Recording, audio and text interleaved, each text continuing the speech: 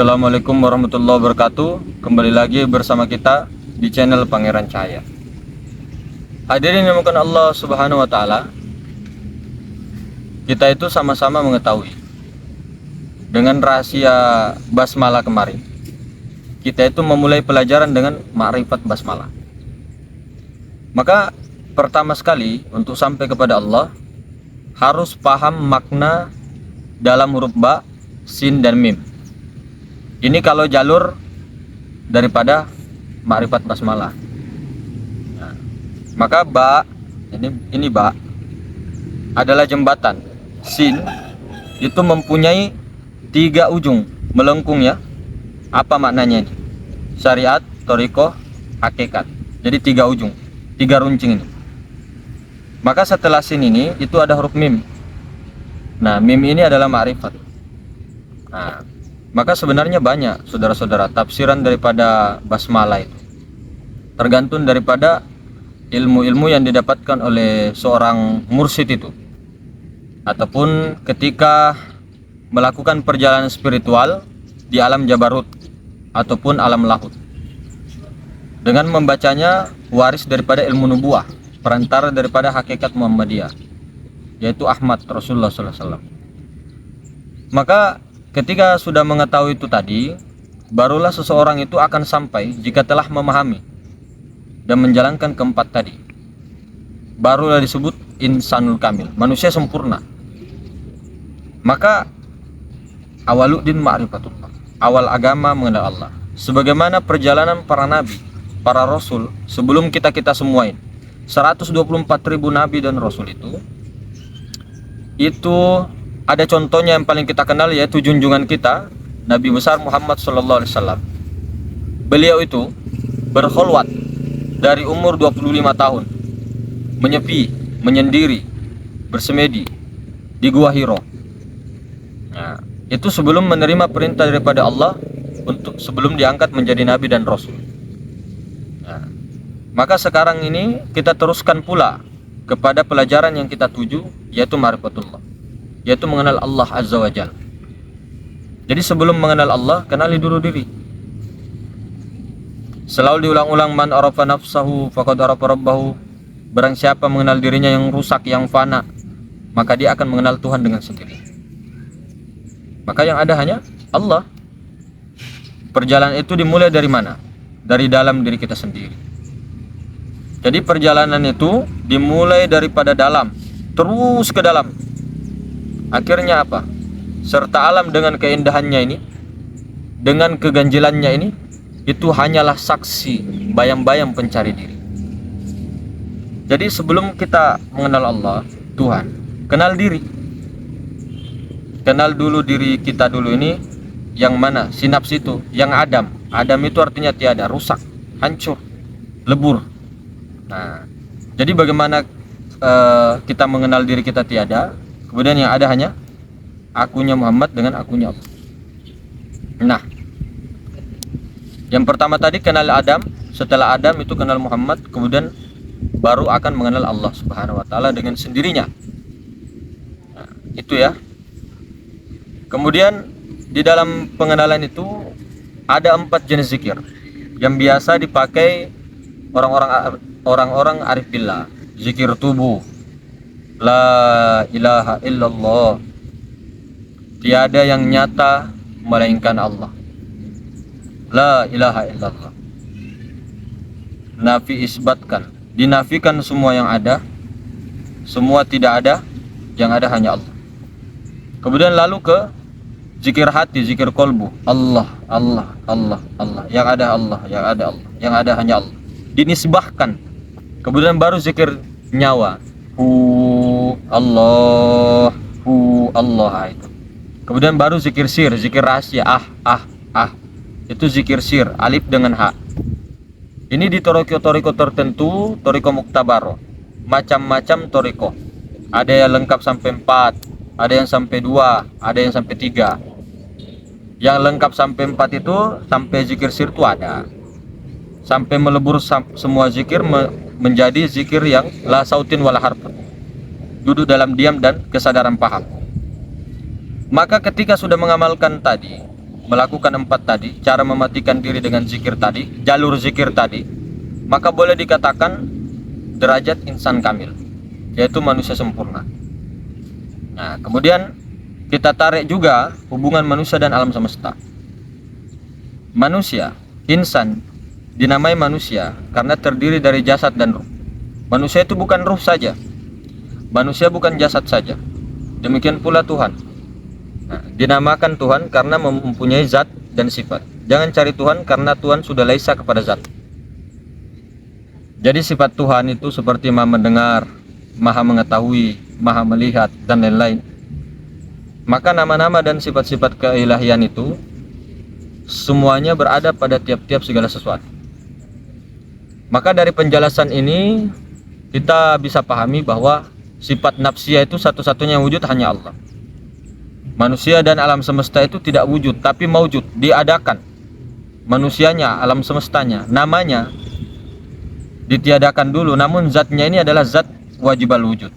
Alam semesta, manusia dinafikan, yang ada hanya zat wajibal wujud, wajib wujud. Maka alam semesta itu maujud, hanya bayang-bayang, hanya bayang daripada Tuhan. Wujud ini jika dihubungkan dengan alam, itu sama dengan ruh dengan alam. Jadi ruh itu tidak ada pada salah satu bagian anggota badan, tapi semua anggota. Demikian pula Allah tidak menetap pada segala sesuatu, melainkan pada segala sesuatu. Jadi segala sesuatu itu berada dalam dirinya Tuhan, dirinya Allah, dirinya zat. Maka yang sebenarnya diri itu adalah nyawa. Nyawa, sebenarnya diri itu nyawa. Sebenarnya nyawa adalah Nur Muhammad.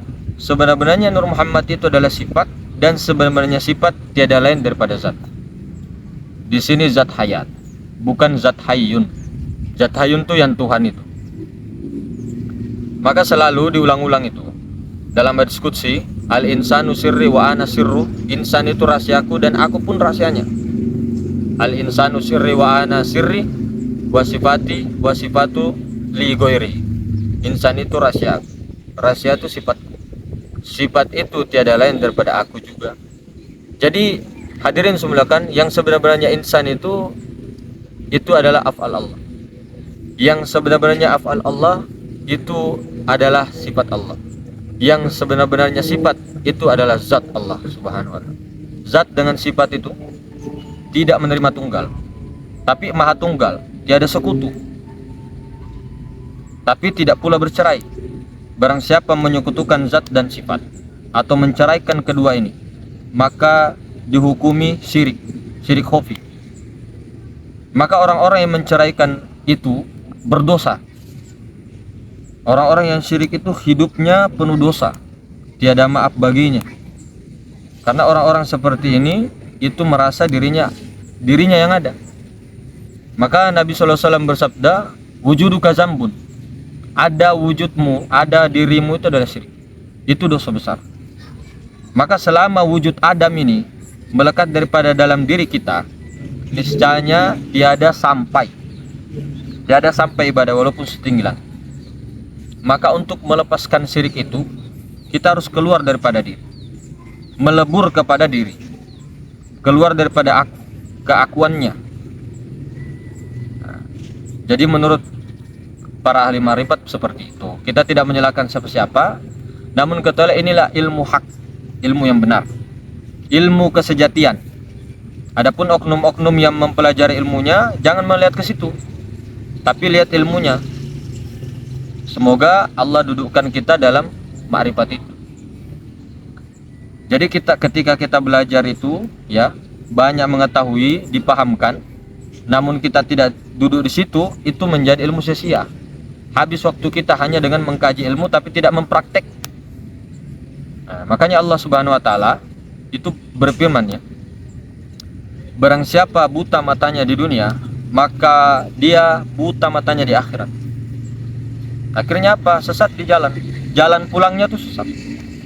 Maka hadirin semoga Allah Subhanahu wa taala, 124.000 nabi itu diutus oleh Allah Subhanahu wa taala ke alam dunia itu adalah untuk mengajak manusia, untuk memimpin umat manusia dengan cara-cara membersihkan batinnya, kolbunya. Tazkiyatun nafs, caranya untuk makrifat, caranya untuk mengenal Allah. Tujuan utama itu untuk mengenalkan Allah, kemudian untuk memperoleh ketenangan batin, kebahagiaan jiwa. Karena yang sebenarnya kaya itu adalah kebahagiaan jiwa dan kebersihan hati. Inilah tujuan utama ma'rifatullah. Jadi siapa yang sudah didudukkan di makrifat, itu adalah surga dunia. Lebih-lebih surga di akhirat ketika ajal nanti. Siapa yang masih terdinding, terhijab, itulah neraka dunia.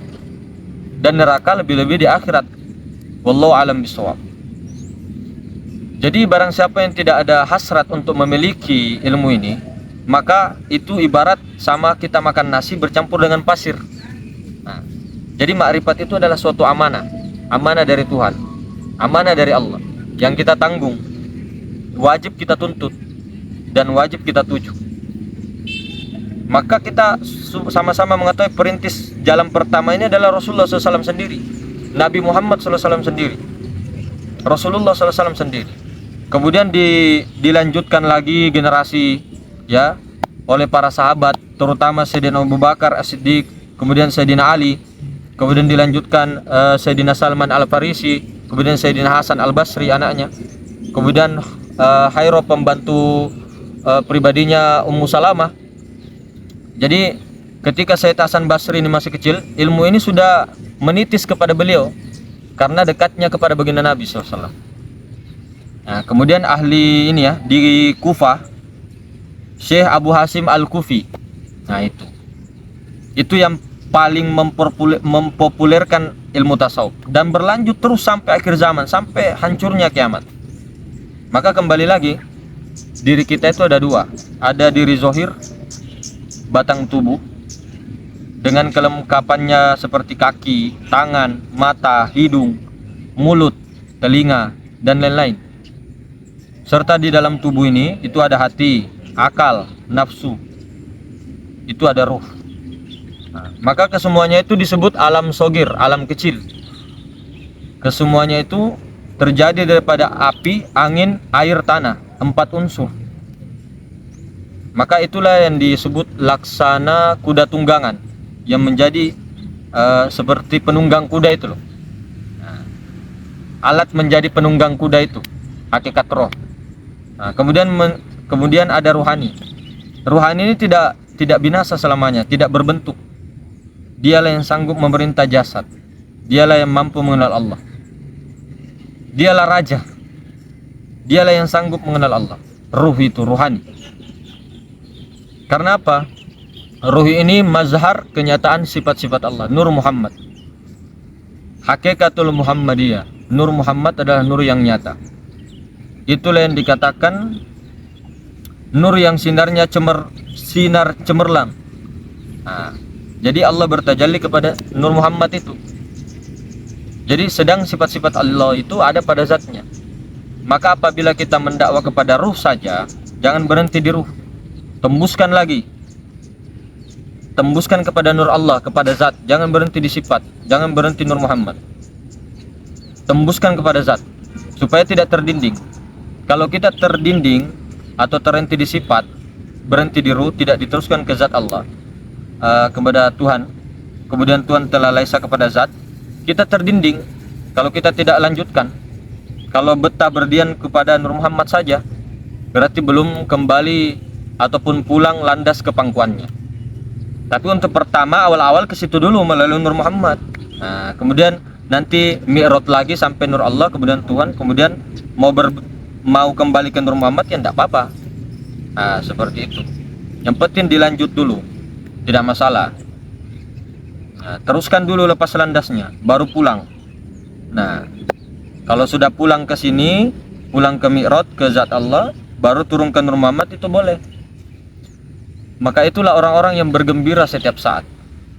Itulah yang dikatakan mendapatkan surga-surga dunia, ya. Seperti para nabi-nabi terdahulu kepada baginda Nabi sudah kembali ke pangkalannya.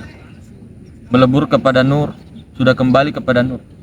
Maka sering kita ulangi, hidup jasmani ini karena nyawa, hidup nyawa karena Allah. Tahu hati karena ruh, tahu ruh karena Allah. Kuasa anggota tubuh ini, tangan dan kaki kita karena adanya ruh. Kuasanya ruh karena kuasa Allah. Jangan berhenti di ruh. Berkehendak hati itu karena kehendaknya ruh. Tapi berkehendaknya ruh ini karena berkehendaknya zat. Mendengar telinga karena mendengarnya ruh. Tapi mendengarnya ruh ini mendengarnya karena zat, bukan telinga yang mendengar. Melihat mata karena melihatnya ruh, melihat ruh karena melihatnya Allah. Berkata mulut karena berkata ruh. Berkata ruh karena berkata Allah. Jadi yang berkata-kata itu bukan ruh. Yang berkata itu Allah. Maka dirumuskan lagi, saudara-saudara, wujud ya, wujud batin itu adalah hakikatnya wujud ataupun zat Allah kepada kita jadi rahasia. Maksudnya apa? Tentang zat Tuhan itu tidak bisa digambarkan, tidak bisa dirasa-rasa, tidak berupa, tidak berwarna, bening sebening-beningnya, kosong tapi ada tapi kosong. Ini tidak boleh dipikirkan. Hanya orang-orang tertentu, para nabi, para rasul, para wali-wali Allah yang telah sampai di atasnya zat sudah tidak ada. Kalau zat pribadi sebenarnya, Tuhan yang sebenarnya tidak ada, kecuali Tuhan sendiri. Karena Tuhan sudah lesa kepada nur Allah. Jadi seperti itu. Jadi itulah yang dimaksud dengan rahasia. Kemudian setelah wujud batin itu ilmu batin. Hakikatnya adalah sifat Allah. Nur Muhammad kepada kita menjadi nyawa. Maka nyawa ini tempat mazhar sifat-sifat Allah. Sehingga bisa memerintahkan jasad. Kemudian asma Allah. Asma Allah ini, hati ini adalah tempat mazhar kenyataan nama-nama Allah. Kemudian setelah itu mazhar lagi, tajalli lagi kepada af'al, kepada batang tubuh. Jadi batang tubuh ini tempat nyata af'al Allah. Maka jalannya itu segala amal usaha lahir yang dilakukan manusia pada batinnya, hakikatnya itu adalah semata-mata af'al Allah. Maka itulah yang dinamakan penyaksian batin. Karena amal usaha zahir itu membuktikan perbuatan batin. Itulah yang memberi bekas. Karena dari batin. Dari batin daripada Allah. Itulah yang dinamakan tauhidul zat, tauhidul sifat, tauhidul asma, dan tauhidul af'al. Nah, maka melihat sesuatu itu, apa saja itu tembus kepada Allah. Jangan tertahan kepada muhaddas. Jangan tertahan kepada makhluk. Wujud lahir, sifat lahir itu lanjutkan terus kepada zat, teruskan, jangan berhenti di asma, jangan berhenti di sifat, lanjutkan terus. Jadi pandangan itu basiro, pakai basiro, pandangan mata hati, bahwa yang memandang tuh ia yang memandang. Kalau sudah mantap pandangan ini, itu dengan sendirinya naik ke makom bakobillah. Karena pada makom bakobillah itu kekal dengan Allah, 24 jam sadar Allah, beserta dengan Allah. Nah, maka seperti itu saudara-saudara, mudah-mudahan itu semua, kita ini semua dipahamkan Allah, didudukkan Allah. Assalamualaikum warahmatullahi wabarakatuh.